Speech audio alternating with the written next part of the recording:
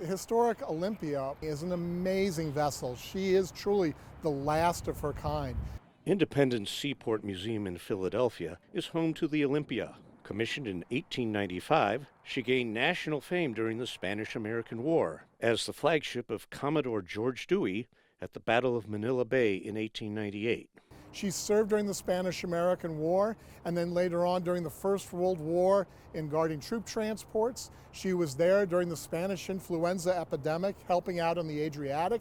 She was then in Russia, supporting American efforts against the Red Russians and supporting the White Russians. She had a really, really long history that was so much a part of the story of the early 20th century. Her history made Olympia an obvious choice to bring the unknown soldier home from France. The museum has a special exhibit on board the ship detailing what happened on that voyage. It's called The Difficult Journey Home, with good reason.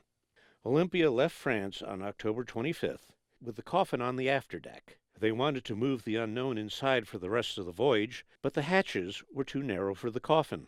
And no one wanted to be disrespectful by turning it up on end or tilting it.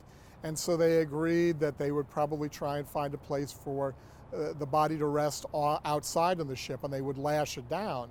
The unknown ended up on the signal deck, encased in a specially made box, wrapped in canvas, and secured in place with every lashing they could find, with a detachment of Marines standing guard 24 hours a day.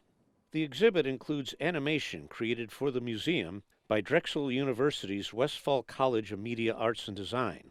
It shows what it was like when Olympia sailed into foul weather. When they were out in the Atlantic, massive storms came up, and the Olympia was tossing around like a cork.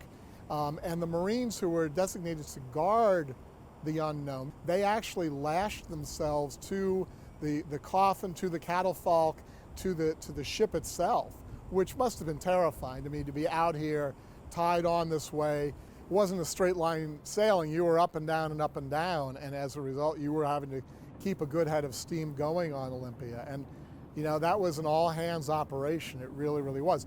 Keeping a good head of steam meant burning coal, lots of it. Coal produces ash, and so every roughly 4 hours, they had to get the ash out so you didn't fill up with ash and lose your efficiency. And that had to be brought up on hoists out of the bowels of the ship and dumped overboard. Burning coal and dumping ash made the ship lighter, which meant the hull rose further out of the water. That changed the center of gravity, which made it less stable, which meant it rolled further. At one point, the Olympia rolled a full 39 degrees, just a few degrees short of capsizing. And then, of course, the ship is rocking at the same time. It's groaning, it's moaning. You know, the ship itself is adjusting to being battered.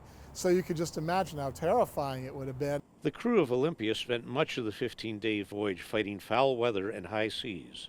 On November 9th, the ship docked at the Washington Navy Yard, where the unknown was transferred to a caisson and taken to the Capitol to lie in state in the rotunda. Sailors and Marines could take pride in a job well done. For the Olympia, transporting the unknown was her last hurrah. In 1922, she was decommissioned and languished at the Philadelphia Navy Yard until 1958, when she became a floating exhibit on Philadelphia's waterfront.